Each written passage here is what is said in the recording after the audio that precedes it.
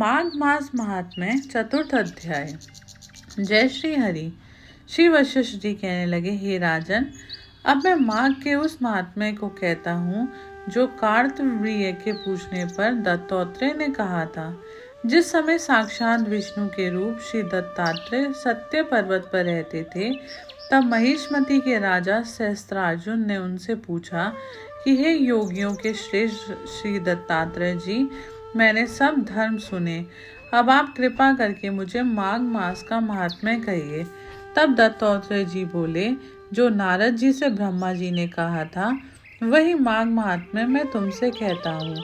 इस कर्म भूमि भारत में जन्म लेकर जिसने माघ स्नान नहीं किया, उसका जन्म निष्फल है।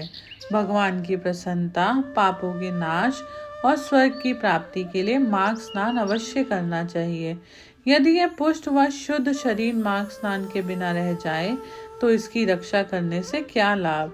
जल में बुलबुले के समान, मक्खी जैसे तुच्छ जंतु के समान यह शरीर माघ स्नान के बिना मरण समान है।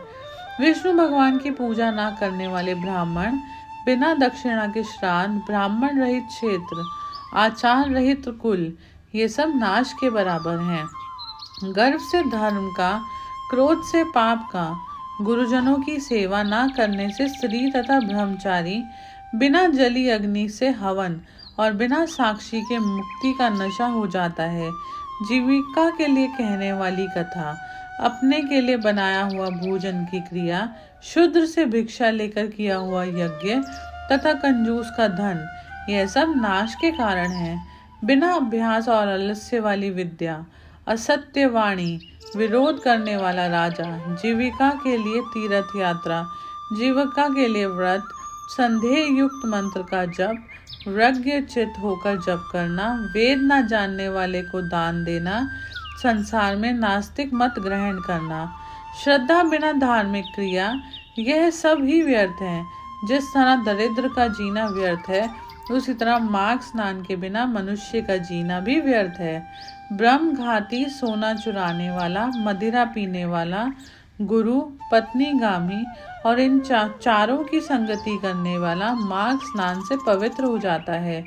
जल कहता है कि सूर्योदय से पहले जो मुझसे स्नान करता है, मैं उसे बड़े से बड़े पापों को नाश कर देता हूँ। महापातक भी स्नान करने से भस्म हो जाते हैं। माघ मास के स्नान का जब समय आ जाता है तो सब पाप अपने आप नष्ट हो जाते हैं। जैसे माघों से मुक्त होकर चंद्रमा प्रकाश करता है, वैसे ही श्रेष्ठ मनुष्य माघ मास में स्नान करके प्रकाशमान होते हैं। काया वाचा मनसा से किए हुए छोटे या बड़े, नए या पुराने, सभी पाप स्नान से नष्ट हो जाते हैं। आलस्य में बिना जाने जो पाप किए हों, वह भी नाश को प्राप्त होते हैं।